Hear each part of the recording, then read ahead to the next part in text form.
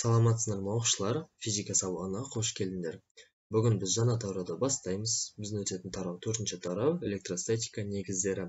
Осы тараудун биринчи такырыбы денелердин электрленүүсү, электр заряды, өткүзгүчтөр менен диэлектриктер. Жалпы бүгүнкү өтөтүн сабактын максаты электр зарядын сипаттоо, электроскоптун жасоо, ягни электроскоптун курулуму менен таанышуу болуп табылат.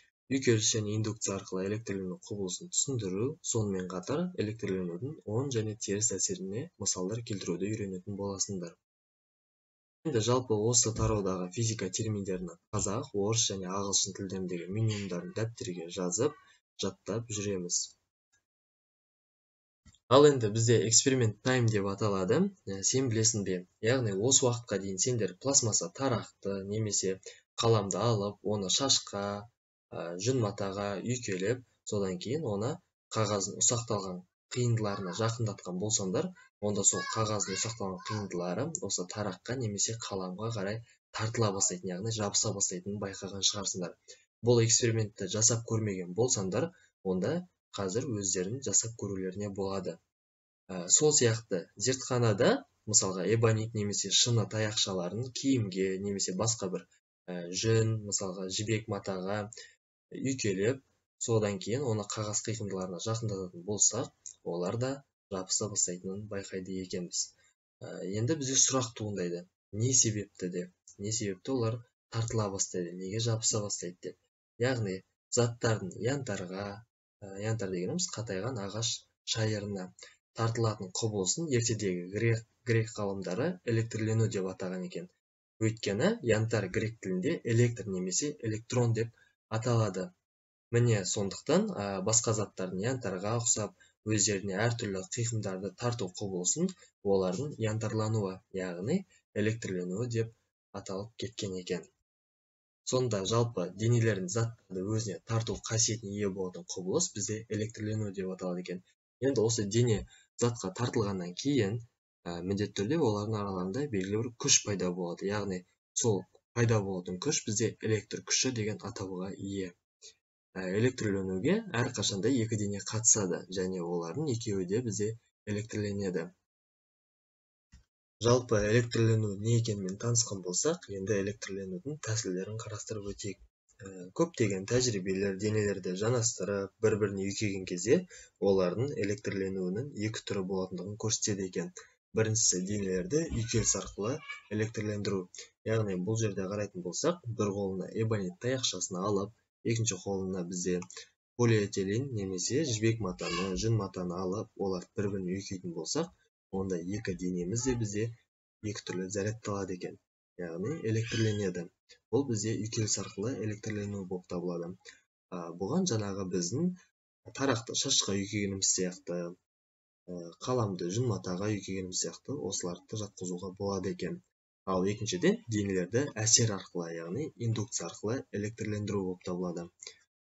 Сүрөткө карайтын болсак, бул курулгумуз бизде электроскоп деп аталат. Электроскоптун көмөгү менен биз денелердин электрленгенин немесе электрленбегенин аныктай алат экенбиз.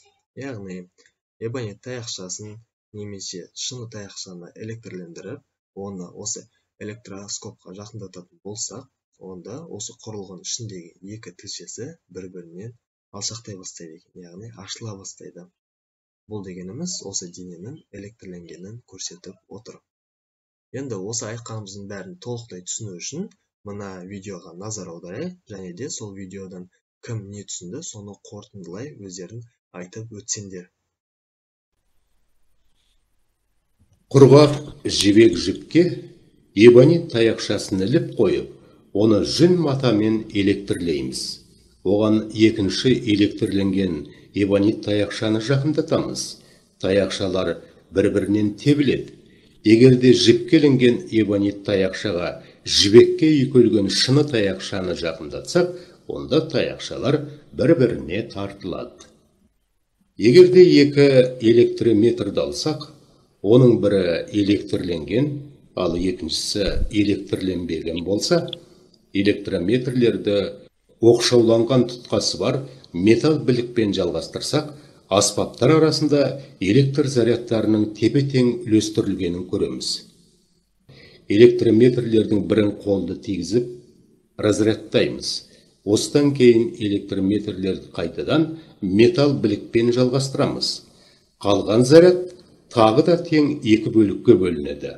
Тәжірибені әрбір келесі қайталау кезінде заряд барған сайын кіші бөлікке бөлінетін болады. Біз Егер пластмасса тарақ пен шаршы тарақ қағаздың ұсақталған қиындыларына жақындататын болсақ, олар тараққа қарай тартыла бастайды. Тура сол секілді зертханадағы эбонит немесе шыны таяқшаларын бір киімге немесе бір материал түрінде үйкелесек, оларға да қағаздың ұсақталған қиындылары тартылып жабысады. Ал заттардың янтарға, яғни ағаштың қатайған шаярына тартылып жабысуын бұрынғы грек ғалымдары электрлену деп атаған екен. Өйткені янтар дегеніміз грек тілінде электр немесе электрон деген мағынаны білдірген. Сол заттардың янтарға ұқсап өзіне әртүрлі қиқымдарды тарту құбылысы олардың янтарлануы, яғни электрленуі деп аталған. Ал араларында пайда болатын күш электр күші деген атпен ғылым тарихына енді. Құрақ жібек жіпке эбонит таяқшасын іліп қойып, оны жүн матамен электрлейміз. Және оған электрленген эбонит таяқшаны жақындатамыз. Олар бір-біріне тебіледі. Егер де жіпке ілінген эбонит таяқшаға жібекке үйкеленген шыны таяқшаны жақындатсақ, олар бір-біріне тартылады. Егер де екі электрометрді алсақ, оның біреуі электрленген, ал екіншісі электрленбеген болса, электрометрлерді оқшауланған тұтқасы бар металл бірлікпен жалғастырсақ, аспаптар арасында электр зарядының тепе-тең үйлестірілгенін байқаймыз. Электрометрлердің біреуіне қолымызды тигізіп разрядтаймыз. Одан кейін электрометрлерді металл бірлікпен жалғастырамыз. Олар тағы да екі тең бөлікке бөлінеді. Құрақ жібек жіпке эбонит таяқшасын іліп қойып, оны жүн матамен электрлейміз. Ал екінші электрленген эбонит таяқшасын жақындатсақ, онда оның таяқшалары бір-бірімен тебіледі. Егерде жіпке ілінген эбонит таяқшаларға жібекке үйкелген шыны таяқшаларды жақындатсақ, онда сол таяқшалар бір-бірімен тартыла бастайды екен.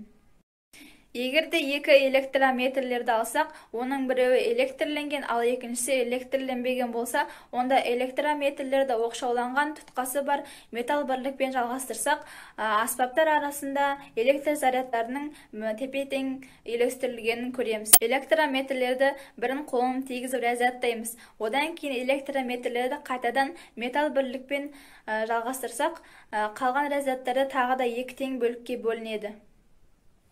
Сонымен денелерді үйкеліс арқылы электрлендіруге тағы да бір мысал келтіріп өтейік. Ол үшін бізге екі металл үлбірінен жасалған жеңіл цилиндр қажет болады. Осы екі жеңіл цилиндрді бір-бірінен алшақтап етіп іліп қойайық. Содан кейін бізге эбонит таяқша, жүн мата, шыны таяқша, жібек мата қажет болады. Эбонит таяқшаны жүн матаға үйкелеп, содан кейін эбонит таяқшаны цилиндрдің біреуіне, ал жүн матаны цилиндрдің екіншісіне жанастыратын болсақ, олар бір-біріне тартыла бастайтынын көреміз. Ал енді жүн матаны екі цилиндрге жанастыратын болсақ, олар бір-бірінен тебіле бастайды екен. Дәл сондай процесті, яғни эбонит таяқшасын екі цилиндрге жанастыратын болсақ, олар да бір-бірінен тебіле бастайды екен. Енді сол сияқты эбонит таяқшасын жүн матаға, шыны таяқшасын жібек матаға үйкелеп, цилиндрлердің біреуіне эбонитті, екіншісіне шыны таяқшаны жанастыратын болсақ, міне шыны таяқшаны цилиндрдің біреуіне, эбонитті жүн матаға үйкелеп, цилиндрдің екіншісіне жанастыратын болсақ, бұл жағдайда да біз цилиндрлердің бір-біріне тартыла бастайтынын көреміз. Осындай тәжірибелер жасағаннан кейін біз қорытындылай келе, біріншіден эбонит таяқшада бір түрлі, ал екінші шыны таяқшада екінші түрлі электрленудің пайда болатындығын көреді екенбіз. Ал екіншіден бірдей электрленген денелердің бір-бірінен тебілетіндігін, ал әртүрлі электрленген денелердің бір-біріне тартылатындығын байқайды екенбіз. Ал енді денелерді электрленудің екінші тәсілімен, яғни әсер арқылы электрлендіруге мысал келтірейік, яғни тәжірибе жасап көрейік. Ол үшін ең алдымен біз электроскоптың құрылымымен танысып алайық. Бір ұшына металл табақшасы бекітілген, екінші ұшына екі қағаз тілшесі жапсырылған металл шыбығын біз колбаның ішіне жақсылап бекітейік. Содан кейін жаңағы шыны таяқшаны жібек матаға үйкелеп, немесе эбонит таяқшаны жүн матаға үйкелеп, электрлендіріп, оларды осы біз металл табақшаға жақындататын болсақ, яғни оларды бір-біріне жанастырмай, жай ғана жақындататын болсақ, онда осы қағаз тілшелері бір-бірінен алшақтай бастайды екен. Осы тәжірибені қалай жасалатынына жақсылап көз жеткізуіміз үшін мына видеоға назар аударып көрейік. Қарапайым құрылғының көмегімен дененің электрленгенін не электрленбегенін оп-оңай анықтауға болады. Ең қарапайым электроскоп екі металл жолақ жалғанған біліктен тұрады. Жолақтар электроскоп желектері деп аталады. Біліктің жоғарғы жағына металл шар жалғанады да, құрылғы тұтастай шыны құтыға салынады. Зарядталған дене электроскоп шарына жанасқанда, дене бойымен өтетін кейбір зарядтар металл шарға, білікке және желектерге өтеді. Екі желектің зарядтары бірдей болғандықтан, олар бірін-бірі итереді. Бұл олардың зарядталғандығын көрсетеді. Қарапайым құрылғының көмегімен дененің электрленген немесе электрленбегенін оп-оңай анықтауға болады. Ең қарапайым электроскоп екі металл жолақ жалғанған біліктен тұрады. Жолақтар электроскоп желектері деп аталады. Біліктің жоғарғы жағына металл шар жалғанады да, құрылғы тұтастай шыны ыдысқа салынады. Зарядталған дене электроскоп шарына жанасқанда, дене бойымен өтетін кейбір зарядтар металл шарға, білікке және желектерге өтеді. Екі желектің бойындағы зарядтар бірдей болғандықтан, олар бір-бірін итереді. Олардың зарядталғанын білдіреді. Сонымен жалпы денелердің электрленуіне қатысты осындай физика ғылымында көптеген тәжірибелер жасау арқылы мынандай бірнеше қорытындылар туындайды екен. Біріншіден, екі денені электрлендіру жанастыру тәсілі арқылы немесе индукция тәсілі арқылы жүзеге асады екен. Екіншіден, денелер екі түрлі электрленеді, яғни шыныда пайда болатын электр он, ал эбонитте пайда болатын электр бізде теріс электр заряды деп аталады. Үшіншіден, аттас зарядтар бір-бірін тебеді, яғни бірдей зарядтар бір-бірін тебеді, ал әраттас зарядтар бір-бірін тартады, яғни әртүрлі зарядтар бір-бірін тартатындығын. Төртіншіден, зарядталмаған денелерге қарағанда бізде зарядталған денелерде жаңа қасиет, яғни бір-бірімен әрекеттесу қасиеті пайда болатындығын осындай тәжірибелер дәлелдеп шығады екен. Ал енді электр заряды деген ұғыммен танысайық. Электр заряды дегеніміз жалпы материяның заттық түрімен байланысқан электр және магнит өрістерін туғызатын оның айрықша қасиеті болып табылады. Электр заряды да бізде масса сияқты материяның ажырамас қасиеті болып табылады. Мысалға, біз массаны m әрпімен белгілеуіміз сияқты, электр зарядының шамасын да q әрпімен белгілейді екенбіз. Масса материяның заттық түрін сипаттайтын шама болып табылса, заряд материяның екінші түрі болып табылатын өрістік түрін сипаттайтын шама. Және де заряд бізде халықаралық бірліктер жүйесінде өлшем бірлігі ретінде кулон алынған. Ал енді біз жаңадан бері айтып жатырға, 10 заряд алады, теріс заряд алады, яғни 10 электрленеді, теріс электрленеді деп. Сол қалай пайда болады, яғни қалай олар 10 зарядталады денеміз, затымыз қалай теріс зарядталады, сол сұраққа жауап берейік. Ол үшін жалпы еске алайық. Бәріміз білеміз, біз молекулалар, кез келген зат молекуладан тұратындығын. Ал молекуланың құрылымына кіретін болсақ, кез келген молекула бізде атомнан тұрады. Ал атомның құрылымына кіретін болсақ, атомның көрінісі, ол бізде ядродан тұрады. Ядромыз протон мен нейтроннан, және осы ядроның сыртында электрон айналып жүреді. Яғни бұл атомның құрылысы. Ең алғаш рет атомның құрылысын бізде Эрнест Резерфорд анықтаған болатын. Енді қараңдар, кез келген химиялық элементтердің атомдарын алатын болсақ, олар бізде материяның заттық қасиеттерін де, өрістік қасиеттеріне де иеленеді. Жалпы қалыпты жағдай кезде атомдар бізде электр қасиеттерін білдірмейді екен, яғни ондай атомдарды біз бейтарап атомдар деп атаймыз. Мысалға, мынау атомның көрінісі бізде бейтарап атом болып табылады. Ал енді қараңдар, бейтарап атомдардың, яғни осы атомдардың бейтарап болу себебі оларда электр заряды жоқ дегенді білдірмейді. Ол дегеніміз тек қана бұл жерде теріс зарядтар мен оң зарядтар бір-бірін теңестіріп тұрады екен. Сол себепті бұл бізде бейтарап атом болып табылады. Мысалға, 6 электрон болса, яғни 6 теріс зарядымыз болса, ол жерде 6 оң заряд бар екен. Сонда ол бізде бейтарап заряд. Ал енді қараңдар, мынау бізде көміртек атомының құрылымы көрсетілген. Осы көміртектен жасалған затты алып, оны үйкейтін болсақ, онда ол бізде сыртқы қабаттағы электрондарын оңай жоғалтып алады екен. Яғни электрондар оңай өзінің орнынан босап шығып кете алады екен. Енді қараңдар, осы көмірдегі атомнан жасалған денені алып, біз үйкейтін болсақ, ол бір электронын өзінен жоғалтатын болса, сол үйкеген кезде, онда ол жерде 10 заряд, 6-10 заряд қалады, және 5 теріс заряд болып қалады, себебі біреуін жоғалтып алды. Сонда ол бізде 10 заряд көп болғандықтан 10 зарядты ионға айналады екен.